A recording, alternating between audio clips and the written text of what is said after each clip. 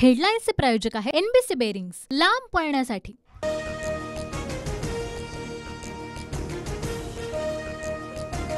शिवतारे दौंड दौरा अर्धवट सोडून पुण्यामध्ये परतले। काल शिवतारे यांनी मुख्यमंत्र्यांची घेतली होती भेट।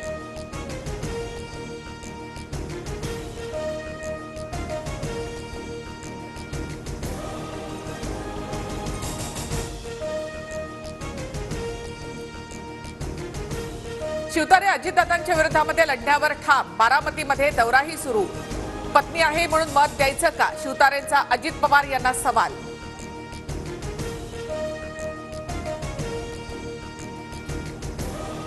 शिवतारेंच्या मतदारसंघामध्ये अजित पवारांचे जंगी स्वागत। शिवतारेंच्या मतदारसंघात आज अजित पवार यांची सभा। शिवतारेंना कसं उत्तर देणार याकडे सगळ्यांचं लक्ष।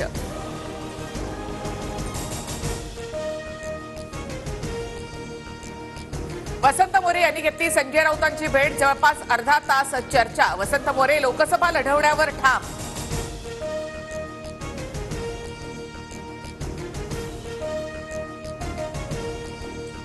काँग्रेसमधून उमेदवारीविषयी विचार होऊ शकतो, वसंत मोरे यांचं वक्तव्य। रवींद्र धंगेकर यांचीही घेतली भेट।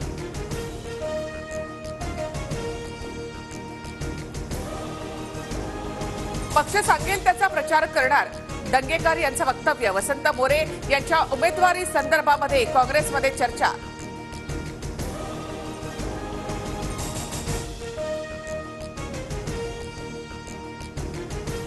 कमळाऐवजी दुसऱ्या चिन्हाची राणांकडून चाचपणी। निवडणूक आयोगाकडे 10 चिन्ह सादर।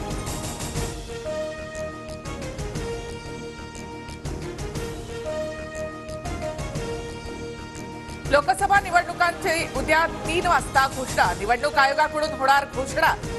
देशामध्ये 7 टप्प्यांमध्ये निवडणुका होण्याची शक्यता, तर महाराष्ट्रामध्ये 3 ते 4 टप्प्यांमध्ये निवडणुका होण्याची शक्यता।